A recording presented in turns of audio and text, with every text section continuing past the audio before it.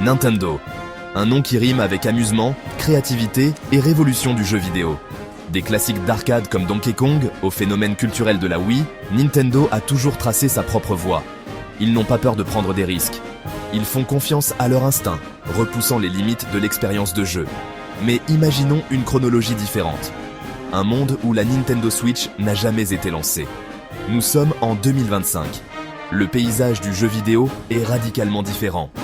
Sans l'impact de la Switch, des ondes de changement se font sentir dans toute l'industrie.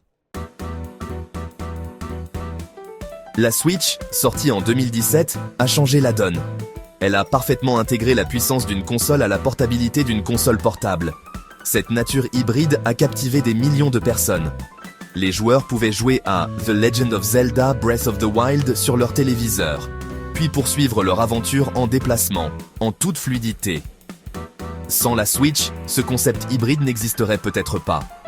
D'autres entreprises auraient pu hésiter, craignant de semer la confusion sur le marché. Peut-être serions-nous restés coincés avec des consoles traditionnelles, reliées à nos salons, et des consoles portables séparées, moins puissantes. La frontière entre ces expériences de jeu reste nette. L'absence de la Switch aurait laissé un vide. Sony et Microsoft, les deux géants du marché des consoles, auraient suivi des trajectoires différentes. La PlayStation 5 et la Xbox Series X auraient peut-être des atouts différents. Peut-être que Sony, sans la pression de la portabilité de la Switch, miserait davantage sur des expériences de réalité virtuelle immersive. La PS5 devient synonyme de réalité virtuelle, attirant un public de joueurs hardcore. Pendant ce temps, Microsoft, ne faisant face à aucun concurrent hybride, se concentre sur la puissance brute et les services en ligne. La Xbox Series X devient une bête de course, dominant la scène du jeu multijoueur en ligne.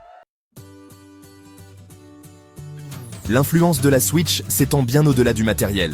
Son succès a déclenché une résurgence du jeu multijoueur local. Des jeux comme Mario Kart 8 Deluxe et Super Smash Bros Ultimate ont rassemblé amis et familles, réunis autour d'une seule console.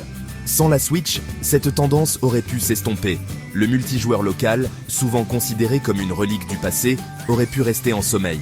L'accent mis sur le jeu en ligne, déjà dominant, aurait pu s'accentuer encore davantage.